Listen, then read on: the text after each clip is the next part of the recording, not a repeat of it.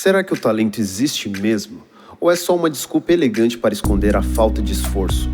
Porque se talento fosse tudo, Garrincha teria terminado como rei e não como tragédia.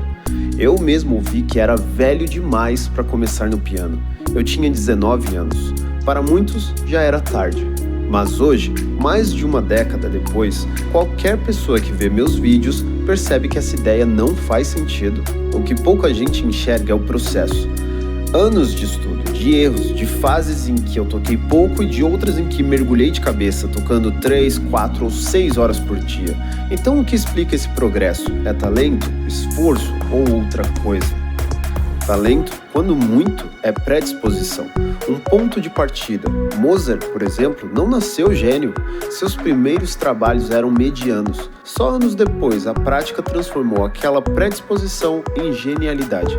Entenda, predisposição é como uma semente. Ela pode ter potencial, mas se não for regada, não brota. E mesmo se brotar, sem cultivo, não chega a virar árvore.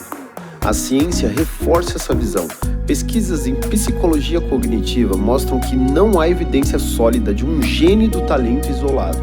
O que existe é um conjunto de fatores biológicos que podem facilitar a aprendizagem em determinada área. Mas sem estímulos, sem treino, sem repetição, isso nunca se desenvolve. Ou seja, é como ter uma terra fértil e nunca plantar nada.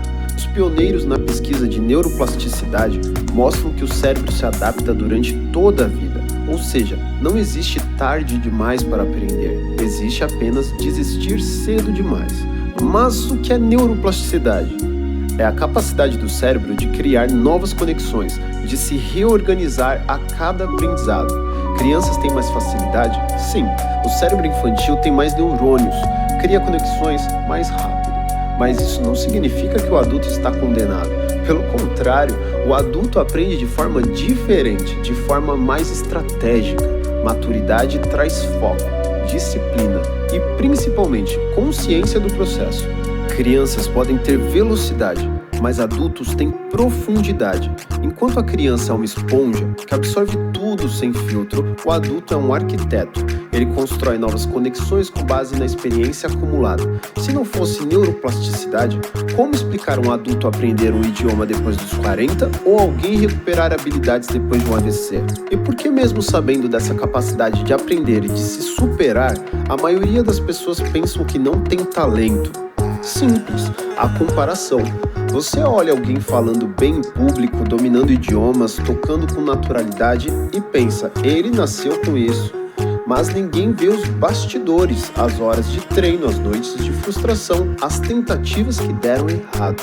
Mas aqui é importante ser extremamente realista. Esforço sozinho não garante sucesso. Essa é uma das maiores armadilhas modernas. Não é só trabalhar duro, existem fatores de contexto, sorte, ambiente e até estatística. Você sabia que Einstein foi muito influenciado pelo interesse do pai e do tio, que eram engenheiros elétricos?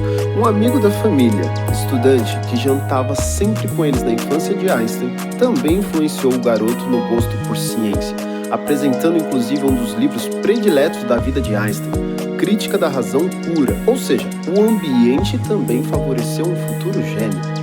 Entenda que o esforço é necessário, mas não é suficiente. É como jogar pôquer. Você precisa jogar bem, mas precisa também receber boas cartas em alguns momentos. Sorte existe, probabilidade existe, e negar isso seria desonesto. George Orwell mostra isso de forma genial em A Revolução dos Bichos.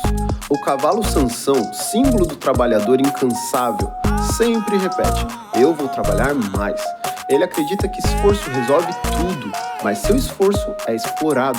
Ele nunca vê os frutos e no fim ele morre. Essa é a tragédia do esforço cego. Quando não há reflexão, estratégia ou oportunidade, esforço vira apenas desgaste. Então, o que funciona? Qual visão seria mais honesta sobre todo esse assunto? Antes eu vou mostrar o que funciona no piano. Você já tentou aprender piano vendo vídeos no YouTube? Mas na hora de juntar as duas mãos, tudo trava. O tempo escapa, uma mão atrapalha a outra e a música não sai. Tá faltando estrutura, método e suporte de verdade. Foi por isso que eu criei esse curso.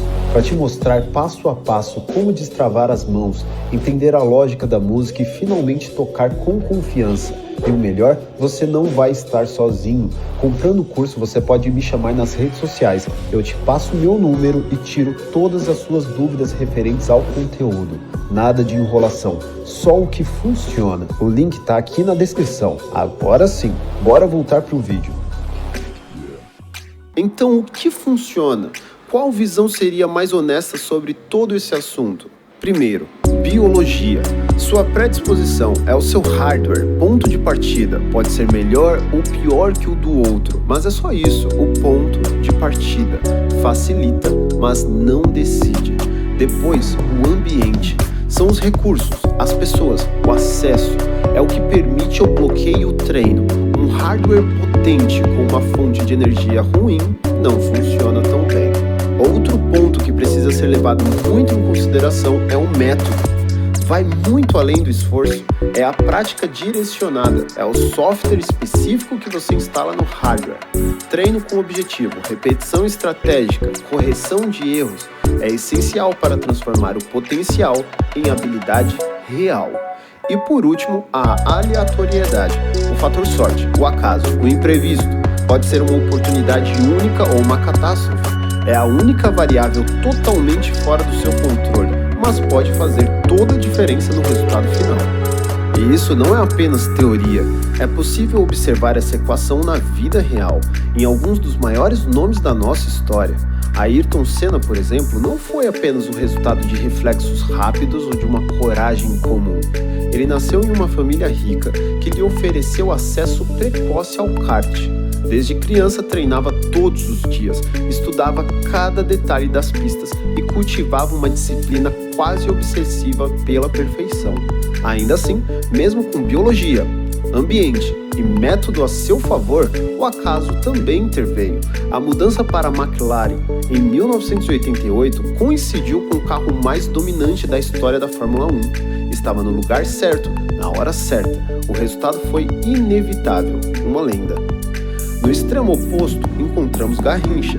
A biologia lhe concedeu um corpo singular, as pernas tortas, vistas como deficiência, deram origem a um drible imprevisível que encantava multidões. O ambiente também foi favorável, já que cresceu em uma região apaixonada por futebol e acabou descoberto por um dos maiores clubes do país. No entanto, lhe faltava método. Garrincha jamais cultivou disciplina de treino ou prática deliberada. Seu talento se apoiava apenas no improviso, e quando a aleatoriedade entrou em cena, ela não foi tão positiva. O vício em álcool e a ausência de suporte o conduziram à decadência. O diagnóstico, nesse caso, não foi glória, mas desperdício de potencial. E ainda existem trajetórias que a genialidade se manifesta de forma silenciosa e só encontra reconhecimento muito tempo depois. É o caso de Machado de Assis. Biologicamente tinha uma inteligência literária aguçada e uma capacidade de observação social profunda, mas o ambiente era desfavorável na época. Negro, gago, epilético e pobre. Nasceu à margem do Rio de Janeiro imperial. Trabalhou como tipógrafo e vendedor de doces. Teve que criar seu próprio acesso à cultura, frequentando a biblioteca imperial e aprendendo francês e inglês sozinho. Seu método foi a disciplina da escrita diária, cultivada durante décadas em jornais e revistas. O reconhecimento como o maior escritor brasileiro veio após sua morte. A virada do acaso foi o movimento modernista, que redescobriu e consagrou sua obra décadas depois. Ele não viu o auge do seu reconhecimento, ou seja, um gênio, mas com um reconhecimento tardio. Então, no final das contas, talento existe? A resposta mais honesta que eu posso dar é: existe, mas não da forma que a gente romantiza. Ele não é um dom mágico, um presente dos deuses para uns poucos sortudos. É, no máximo, uma vantagem inicial mínima. É como nascer com um tênis um pouco mais confortável para uma maratona de 42 quilômetros. Não vai ganhar a corrida por você. Usar "eu não tenho talento" como desculpa é sim uma narrativa confortável. Ela protege nosso ego do medo de tentar e falhar, da vergonha de ser iniciante e da dor do esforço consistente, que, vamos combinar, nem sempre é prazeroso. Mas cuidado para não cair no outro extremo. Achar que é só esforço que falta é uma visão tão ingênua quanto acreditar só no talento, porque ela ignora o contexto, a sorte, as oportunidades e os obstáculos que a vida joga no nosso caminho. É o mesmo que culpar o corredor por não vencer uma maratona com um tornozelo quebrado. A genialidade não é um dom, é quando essas 4 variáveis, biologia, ambiente, método e aleatoriedade, se alinham de forma rara. O seu trabalho não é clamar por talento, é otimizar as variáveis que você pode controlar, buscar um ambiente melhor e melhorar o método. Porque a biologia a gente herda, a sorte a gente espera, mas o ambiente a gente procura e o método a gente constrói. O resto é consequência.